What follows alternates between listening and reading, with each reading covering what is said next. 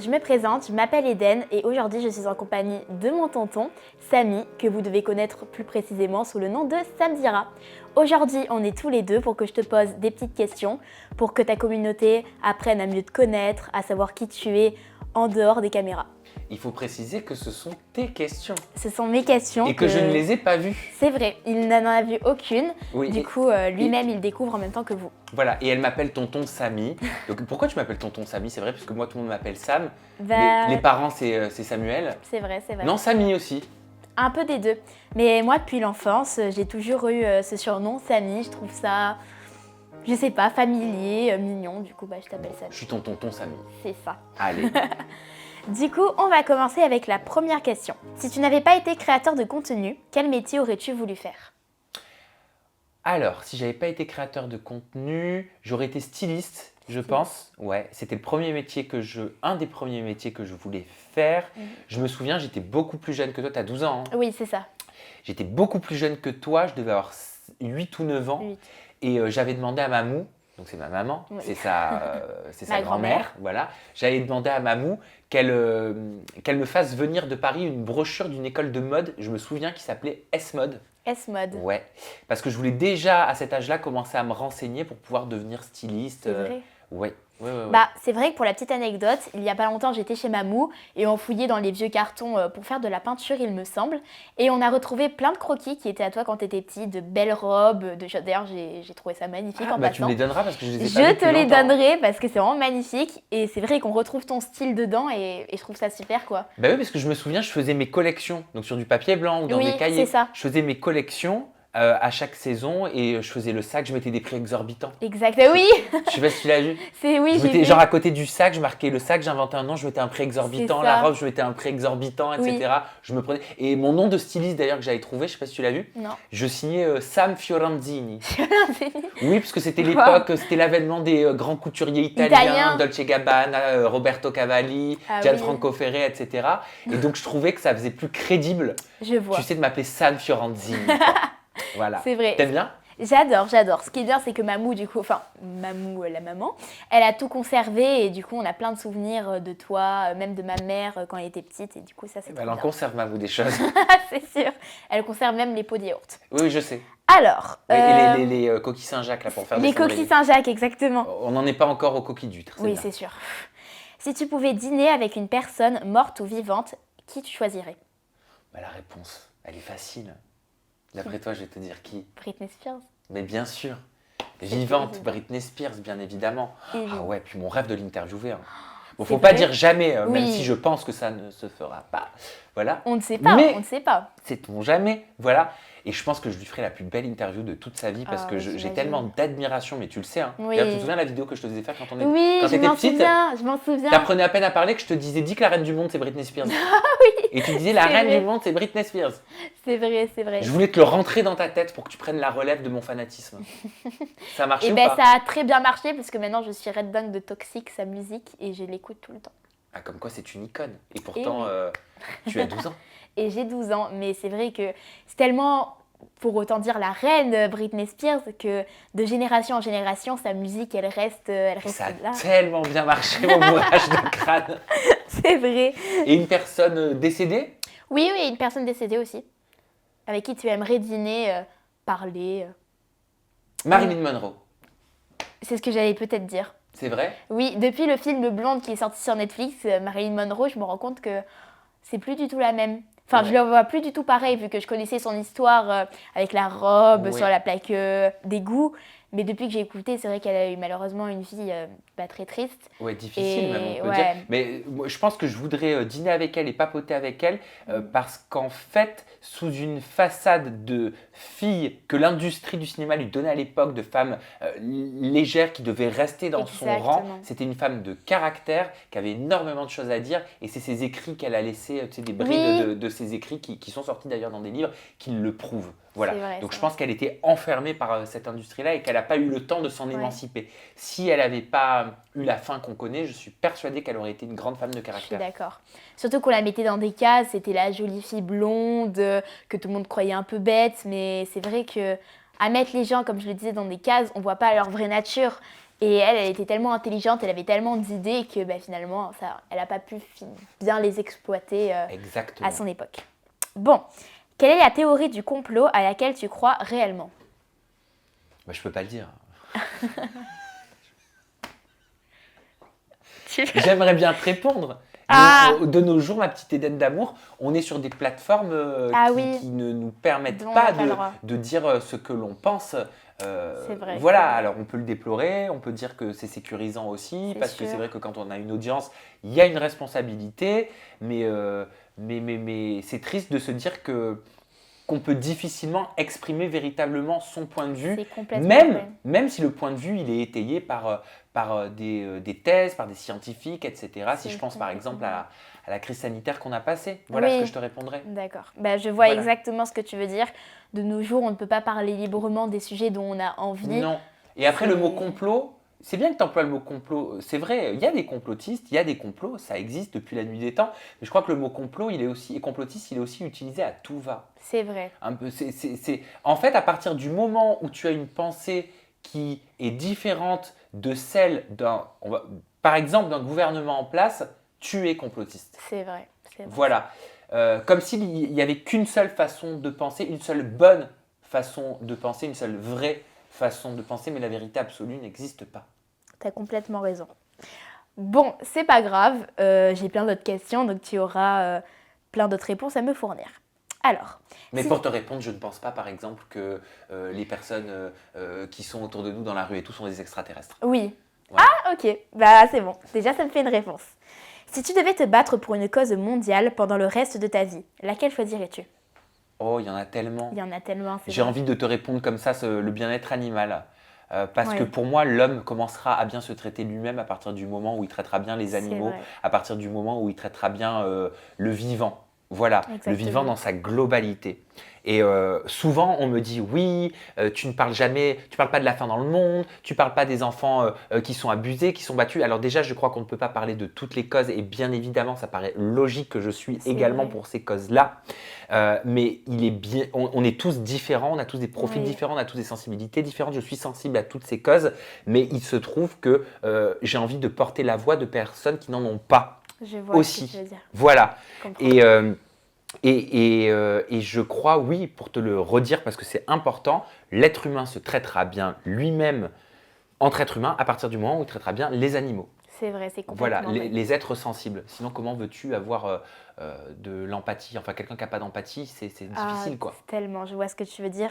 D'ailleurs, petit aparté, de nos jours, il existe tellement de moyens d'essayer d'être pour cette cause animalière en faisant des tout petits gestes. Par exemple, en achetant dans des marques qui ne testent pas leurs cosmétiques ou leurs produits sur des animaux. T'es sensible, toi, à ça, à 12 ans? Oui, ça me touche beaucoup. Je trouve que je ne sais pas exprimer mes mots à voix haute. Mais fais-le simplement. C'est vrai, tu as raison, il faut que je le fasse simplement. Je pense que l'homme, en fait, veut toujours plus. Et le fait de maltraiter les animaux de cette manière, parce qu'il existe aussi la maltraitance animale domestique, comme les gens qui... Oh waouh, les hamsters c'est tendance, ils achètent un hamster, ils savent pas en prendre soin et l'hamster meurt au bout de 2 jours. Ou qui achètent des chiens et qui les lâchent. Les poissons rouges. C'est ça, ou les poissons rouges, n'importe quel animal. On peut se dire c'est un petit animal par rapport au monde, ce n'est rien. Mais nous ne sommes rien nous-mêmes. C'est ça, mais rien qu'une vie gaspillée, pour moi c'est énorme. Et c'est pour ça que j'en reviens à ce que tu disais par rapport à l'empathie. Je pense que oui, quand on est soucieux de la cause animale, on peut déjà se considérer comme quelqu'un d'empathique, vu qu'on se soucie de la vie d'autrui finalement, si je puis dire, de la vie d'un animal. Et oui, pour en revenir à ce que je disais encore tout à l'heure, il existe du coup plein de marques qui ne testent pas sur les animaux. Bon, c'est vrai que ça a beaucoup évolué contrairement à il y a quelques années, mais qu'il y a encore énormément de marques qui, même au niveau de la nature, ne sont pas des marques éco-responsables ou testent beaucoup leurs produits sur les animaux. Donc petit aparté, une marque que je peux vous conseiller qui est très très très très bien et qui n'est pas testée sur les animaux, c'est vrai. Je ne fais absolument pas de placement de produit avec cette marque, j'ai 12 ans, donc bon. Mais c'est Lush. Lush est une super marque qui fait pour le bain, il me semble, des baumes de bain, des sels de bain, des... T'aimes bien, crème de bain. Cette marque. J'adore, donc c'était une petite aparté comme ça. Le droit. Voilà. Si tu pouvais remonter dans le temps jusqu'à un événement historique, lequel choisirais-tu? Oh, C'est dur encore, hein? mais c'est toi qui as fait toutes ces questions. C'est moi. Mais en fait, j'essaye de trouver des questions auxquelles on ne penserait pas forcément, mais qui peuvent en dire beaucoup sur toi, parce que finalement, on en apprend tellement sur toi, sur des questions où toi-même, tu n'aurais pas pensé répondre. Ah non, j'aurais pas du tout pensé répondre à ça. Je te dirais la ségrégation raciale, l'apartheid. J'aurais aimé être là au moment où des personnes noires étaient mises au fond des bus et n'avaient pas le droit de se mélanger aux blancs. Je pense que tu connais un petit peu mon caractère revendicateur, rebelle, etc. Je me dis que même à cette époque-là, je me serais levé. T'aurais pu changer les choses. Non, je ne sais pas si j'aurais changé les choses, j'ai certainement pas cette prétention-là, mais je me serais levé, je me serais indigné. Oui. T'aurais Merci. montré ton mécontentement et t'aurais montré que Mais- t'es pas d'accord avec tout ça, quoi. Mais que c'est ahurissant en fait. c'est Et ahurissant, même, je sais c'est même le pas terme. toi comment tu vois ça, mais enfin, Oui. tu dois te dire de ton âge, mais comment ces choses-là, elles ont pu exister? Exactement. Oh là là, mais moi, je trouve ça... C'est horrible. J'ai même pas les capacités de m'exprimer pour parler de ça, parce que je trouve ça vraiment horrible de différencier quelqu'un alors que nous sommes tous égaux, nous sommes tous pareils, nous sommes tous nés de où on ne sait pas, hein, on ne sait pas comment le monde a commencé, mais on est tous égaux, on est tous pareils, et c'est pas une couleur de peau, le fait qu'on soit grand, petit, mince, maigre ou quoi que ce soit, qui fait que les autres peuvent rabaisser les autres. Enfin, je veux dire, Non, mais c'est l'être humain, ma petite chérie. c'est l'être humain, mais malheureusement, il n'y aurait plus cette haine qu'il y a actuellement et que je trouve très triste, qui crée beaucoup de problèmes. Eh ben, écoute, tu le dis simplement, innocemment, et c'est comme ça qu'il faut le voir, je crois. Alors, prochaine question. Comment préfères-tu être réconforté quand tu es contrarié? Comment je préfère être réconforté quand je suis contrarié? Oui. Ben, écoute, il y a une chose qui me calme, c'est quand ton autre tonton Oui, me voit vraiment contrarié, quoique c'est de moins en moins depuis C'est plusieurs vrai, mois, j'ai même remarqué, plusieurs j'ai semaines, remarqué. parce que j'ai fait un gros travail sur moi. Et il me prend dans ses bras et il me dit « Chut, calme-toi, tout va bien, tu es en sécurité ici, il n'y a pas de problème, regarde, tu es dans une zone de sécurité. » Et seulement, j'ai déchanté le jour où il m'a dit que ça venait d'un film. Ah bon? Oui, c'est un film connu ça. Quoi donc? Où il y a quelqu'un qui te... Ah, il m'a dit le nom du film, putain, j'étais dégoûté quand il m'a dit ça. Je lui ai dit, mais attends, mais je croyais que ça venait de toi, moi. C'est vrai? Ouais, ça venait d'un film. Il a rigolé comme un gros bêta et tout. Mais c'est pas grave, le fait est que ça me réconforte. Je vois exactement ce que tu veux dire. Surtout qu'en fait, le cerveau humain, quand il entend des choses à longueur de journée, il commence à se l'ancrer dans la tête. C'est comme si quelqu'un qui, imaginons, ne se trouve pas forcément beau ou belle, va devant le miroir chaque matin et se dit « je suis belle, je suis forte, je suis intelligente, je suis indépendante ». Et bien au bout d'un moment, l'idée, même si ça peut paraître dur, l'idée va rester ancrée dans sa tête et c'est comme ça que la personne peut avoir confiance en soi. C'est Attention avec ton micro, ma petite Ah chérie. oui, pardon. Parce qu'il faut éviter de faire ça. C'est pour ça qu'on dit que avant, par exemple, une personne qui aimerait perdre du poids, avant de perdre du poids pour se sentir bien, pour avoir un corps que la personne peut-être préférerait si elle ne se sent pas bien dans le corps où elle est actuellement, eh ben, il faut qu'elle apprenne à s'aimer. Comme ça, eh ben, elle s'aimera dans tous les cas. Et C'est c'est vrai. pour ça qu'il faut toujours apprendre à s'aimer, toujours apprendre à avoir confiance, toujours se dire ça va aller, quoi. Oui, c'est pas évident, mais il faut C'est pas essayer. évident, c'est pas évident du tout même. Mais bon, quelle est la première chose que tu remarques lorsque tu rencontres une personne? J'aime beaucoup tes réactions. Écoute, je vais te dire, ça va être très simple. Déjà, si elle tousse dans sa main ou dans son coude. Ah non, mais clairement. Ah ouais, non, mais ça, c'est un truc, ça me... Ça te Ah, mais tu peux pas t'imaginer. Ah ben C'était- si, pour le coup, je peux m'imaginer, parce C'est- qu'il y a une anecdote qui m'est arrivée quelques jours en ta compagnie. Ah bon? Oui, nous étions en train de faire les magasins et je tousse souvent dans mon coude. Et là, je sais pas pourquoi, mais je l'ai pas fait. Et tu m'as dit, Eden, t'as pas toussé dans ton coude? Le Covid, Eden, le Covid. Je plaisante. Non, mais il n'y a pas que ça en plus. Il y a Moi, je pas veux que pas ça. attraper les trucs qui Je traînent, les machins, comprends, les je angines, tout comprends. ça. Non. Et en plus, au travail, ils le savent aussi. Je me bats. À chaque Ouais, fois, je c'est comprends. dans le coude. Je ne comprends pas comment.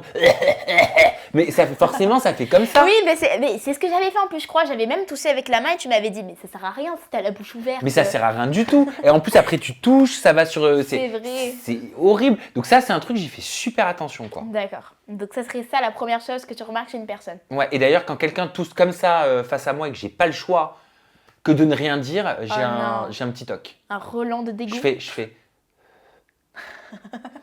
Je souffle très discrètement pour pas absorber les microbes. C'est vrai? Ouais.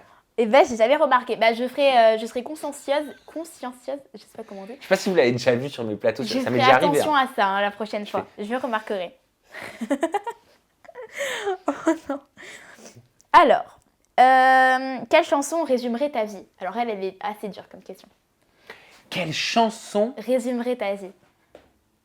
J'y ai beaucoup réfléchi si je la mettrais ou pas dans les questions, mais je me suis dit que ça pouvait être une bonne question. Ce serait une chanson que j'écoutais avec Rita, que tu connais, une de mes meilleures amies avec Zelda, qu'on écoutait d'ailleurs beaucoup tous les trois.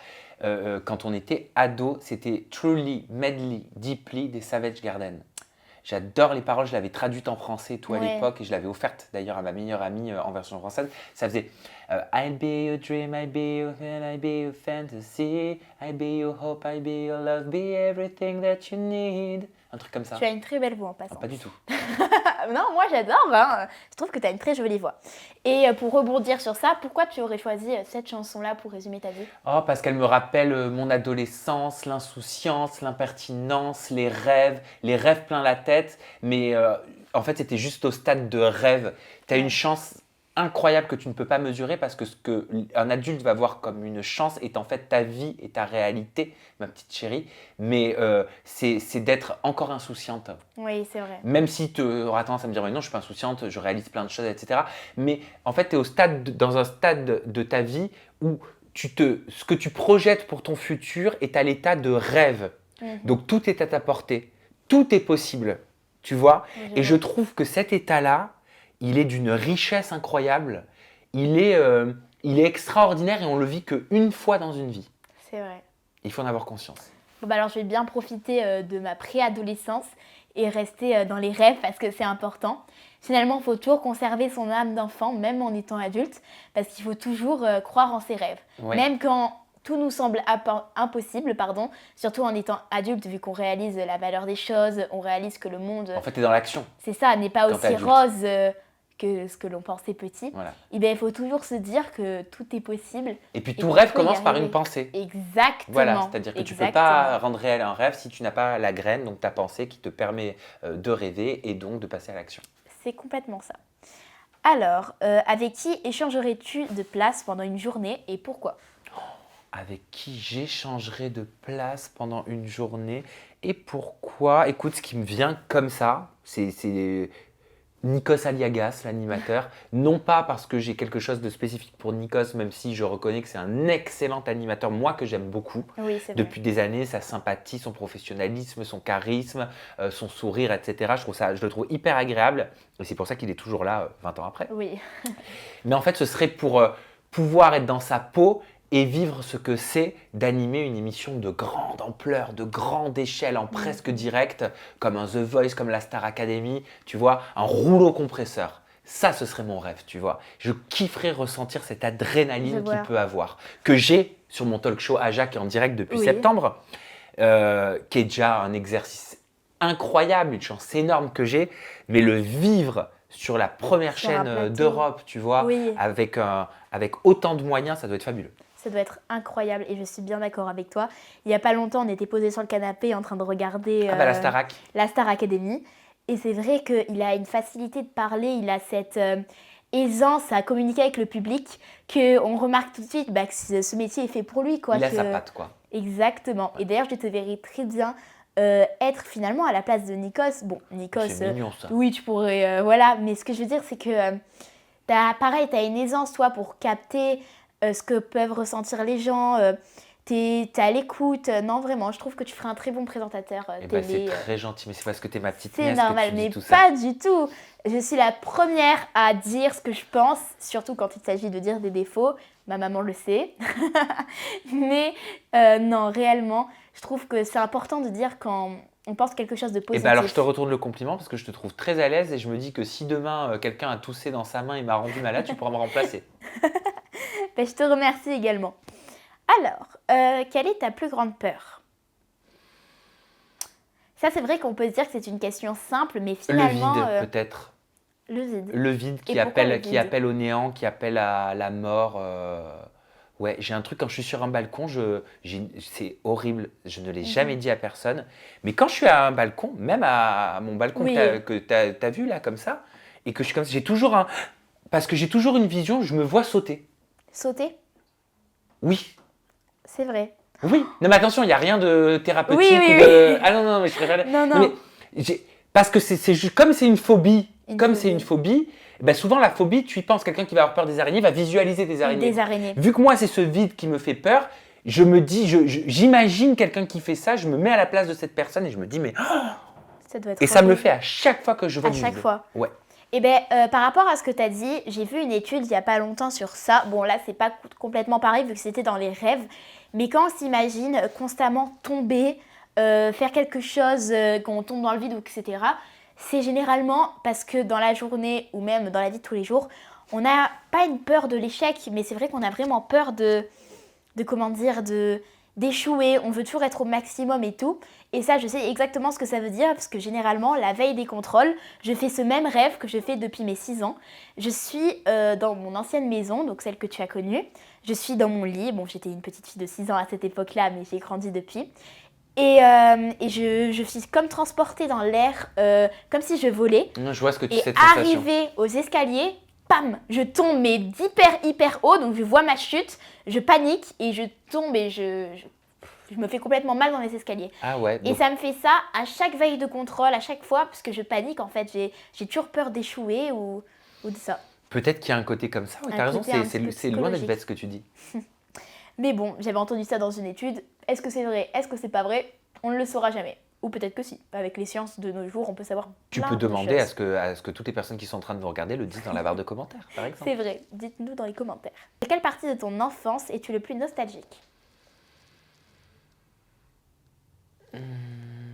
Ça aussi, ça pour moi, c'est une belle question. Enfance, hein, donc pas adolescence. Écoute, Non. je te dirais des réminiscences, donc des très lointains souvenirs, plus du domaine de la sensation que du souvenir hyper factuel. Mais ce serait les bras de mamou. Ah, Et alors ça, de papou, quand je m'endormais tout petit sur le canapé, qui me prenait pour me monter, tu sais, en faisant une petite chanson comme ça, avec ne sachant pas chanter, mais c'est pas grave, c'était quand même super. Et Exactement. avec cette voix, tu sais, un peu grave, qui te crée une résonance Apaise. dans le corps et qui en fait apaise un enfant. Donc ça, j'ai le souvenir. Et mamou aussi, dans ses bras, sur sa peau douce, comme Oui. ça, tu vois. Voilà, c'est ce moment-là de l'enfance qui me manque. Ouais. Ben, je vois ce que tu veux dire. Moi, j'ai un peu plus de souvenirs de mon enfance vu que je suis encore une enfant. Je me qualifierais plutôt d'une grande enfant vu que je suis une préadolescente, si on veut dire. Mais comme j'ai plus de souvenirs de mon enfance, à mon avis, vu que c'est un peu plus rapproché, je sais par expérience que les câlins dans les bras de mamou, c'est les câlins les plus agréables du monde. Sachant que moi, je sais pas pourquoi. Alors là, je me dévoile complètement à la caméra. Ça se trouve, il y a plein de gens qui vont me trouver bizarre, mais c'est pas grave, il faut rester naturel. Depuis que je suis petite, quand je fais un câlin à mamou, elle a, tu sais, la peau toute douce au niveau du cou, vu qu'elle saigne un peu. Non, je sais ce que je veux dire. Et je lui touche le cou. D'accord. Non, je sais, je suis pas une psychopathe, mais... Tu n'es pas une psychopathe. Je ne suis pas une psychopathe. J'essaie de me convaincre moi-même en disant ma phrase. Mais pas du tout. Oh merde. Non, ça me fait très rire, rien que d'en parler comme ça. Mais finalement, quand je suis dans ce moment avec mamou et que je lui fais des câlins comme ça, bah c'est les plus beaux moments du monde. Ou pareil, quand je suis avec ma maman, surtout qu'elle a souvent des ongles, et du coup, elle me caresse les cheveux comme ça et c'est très agréable. Bref, passons à la prochaine question. S'il y avait une seule chose au monde que tu pourrais offrir à tes parents, pour en revenir aux parents, qu'est-ce que ce serait? J'aime bien ton air dubitatif à chaque fois que tu réfléchis. Ouais, ben, en fait, je m'attends jamais à chacune des questions, mais c'est trop bien. Ah bon? Je dirais qu'il soit qu'il soit conscient que ça va, que tout va bien pour ta maman, donc pour ma sœur et pour moi, qu'on est bien entre nous dans notre vie de famille, qu'ils arrêtent d'avoir peur, de stresser pour le lendemain, pour qu'est-ce qui va se passer, etc. Qu'ils soient sereins. Voilà, et qui passent du bon temps pour eux et qui vivent le moment présent. Je vois exactement ce que tu veux dire. Qui profitent pleinement d'eux parce que c'est vrai que papou et mamou, ils ont généralement cette manie de faire tellement attention à vous, tellement ils vous aiment. L'amour d'un parent, c'est quelque chose de surpuissant que personne ne pourrait qualifier. On dirait encore qu'on est des enfants presque. Hein.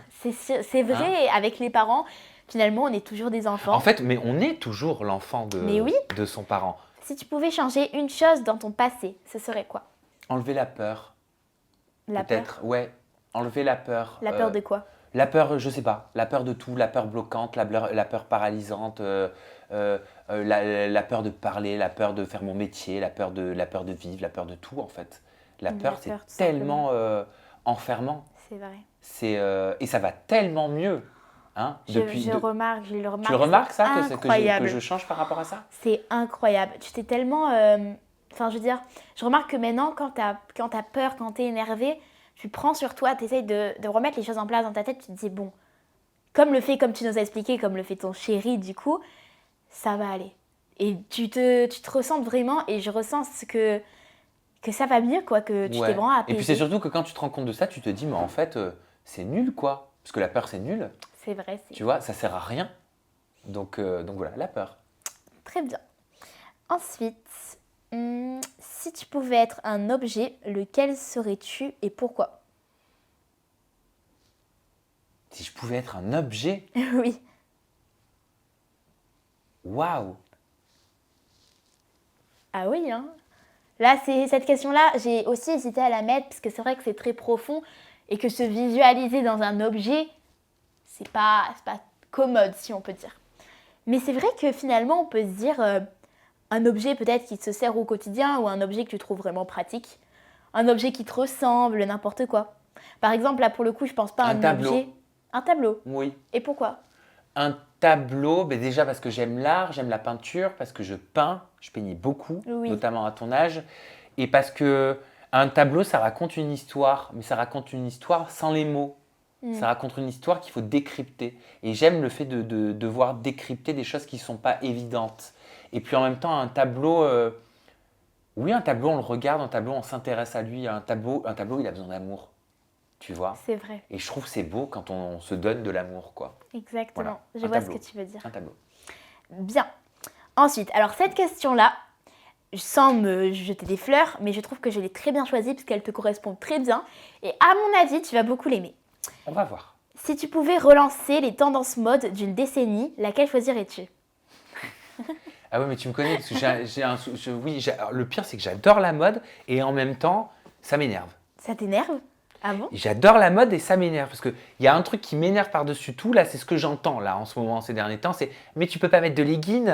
Les leggings… C'est plus à la mode. Les leggings, c'est plus à la mode. Mais qui décrète que c'est plus à la mode? En fait, Personne. parce que sur TikTok, ça y est, c'est des pantalons parachutes, on peut plus mettre de leggings.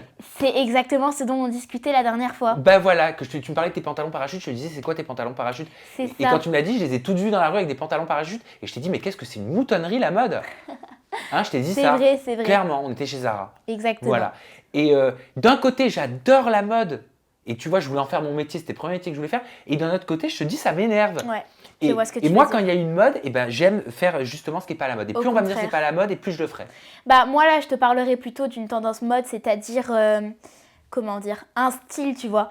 Un style que les gens adoptent. Par exemple, le style qu'actuellement nous on porte, c'est plutôt un style urbain, si je puis dire, un style normal. Il y a peu de gens de nos jours qui s'habillent dans un style qu'on peut retrouver aux années 20 ou aux années 40, Ah, c'est pardon. ça que tu veux dire? C'est Non, plutôt ça, je oui. vais dire, alors voilà, peut-être par rapport à la mode féminine, mais après chacun fait ce qu'il veut. Oui. Là, tu me demandes par rapport à mon goût à moi. C'est ça. Moi, je trouvais quand j'étais petit, c'était la mode, les femmes, c'était beaucoup quand même, c'était les petits talons aiguilles, Oui. les escarpins, le sac qui allait avec. Tu vois, il y avait Exactement. vraiment tout un ensemble et je trouve que ça se perd de plus en plus aujourd'hui.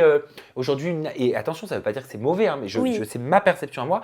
Une nana, elle va porter une très jolie robe, un peu moulante, tout ça, avec une grosse paire de Doc Martens, tu vois, Ouais. avec voire même avec des Air Max, etc. Oui. Je comprends que ce soit une tendance, mais je trouve pas ça des plus délicats. Je vois ce que Voilà. tu veux dire. Voilà. Par C'est rapport- la délicatesse qui me manque. La Voilà. délicatesse. Très Ouais, bien, la je vois ça. délicatesse. Je disais par rapport au style que tu nous as décrit, qui te manquait finalement chez les femmes de nos jours, parce que tu trouves ce style très joli. Ça m'a fait penser un peu à Audrey Hepburn, la star préférée de Papou, Oui, ton grand-père. mon grand-père, Mon c'est père. ça. Et c'est vrai qu'elle avait, par exemple, j'ai tout de suite eu cet exemple, une classe, Mais le sac, les talons, Mais la prestance. Mais la classe sur les réseaux sociaux, on a l'impression que la classe, c'est une notion qui C'est vrai, compare, c'est vrai. qui part, que ce soit homme ou femme. C'est vrai. Voilà. Moi, d'ailleurs, j'ai remarqué un truc. Je discutais la dernière fois avec Mamou, donc ma grand-mère, même si vous avez dû le comprendre depuis le début de cette vidéo. Et on discutait des tenues, parce qu'on était près d'un Jennifer, et je devais aller m'acheter, il me semble, une tenue. Et on y va, et là, il y a plusieurs femmes du coup qui rentrent dans le magasin, et il y en a une d'entre elles qui portait, il me semble, une robe assez moulante, avec des talons, ou je ne sais plus trop quoi.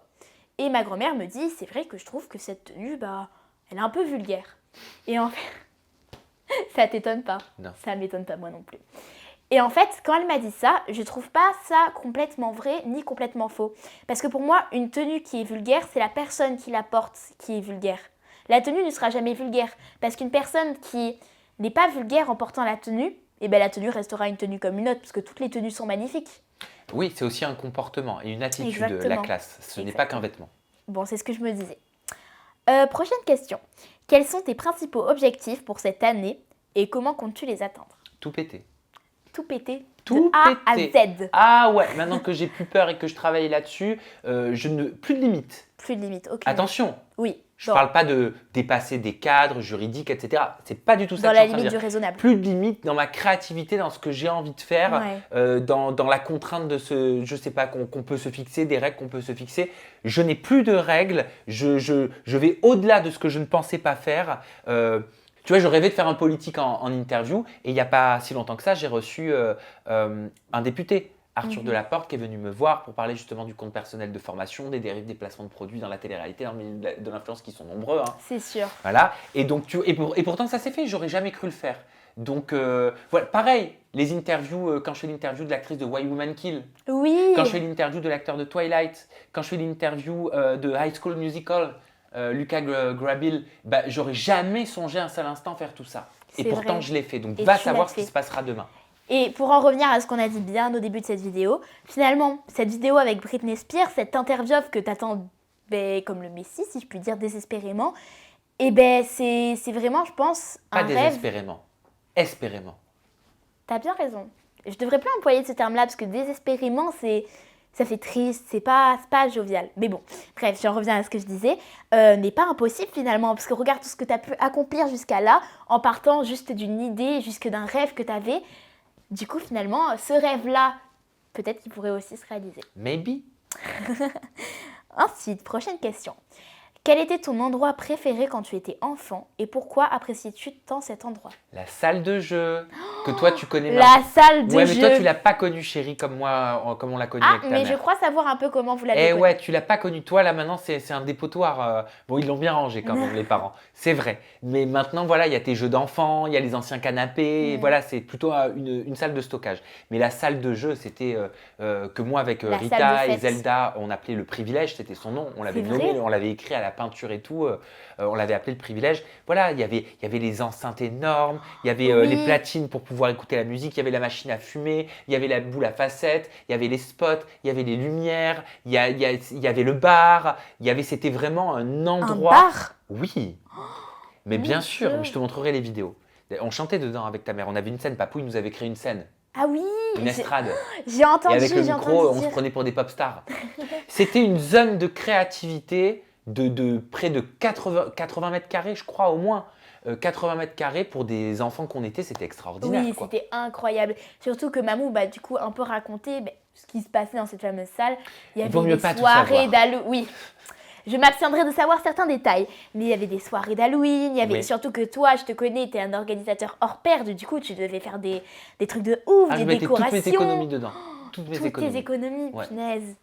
Et c'est dingue, tu vois, de te dire, pour faire plaisir aux autres et pour faire la fête, parce que cette salle était juste incroyable, et tu te privais de tes économies. Et moi, je trouve ça très beau comme geste pour dire, parce que c'est vrai que de se priver de ses économies pour décorer cette magnifique salle, Mais je le pour la voyais pas faire comme une prendre privation. vie. Donc c'était Oui, différent. c'est vrai, toi, tu le voyais plus Comme une création. exactement.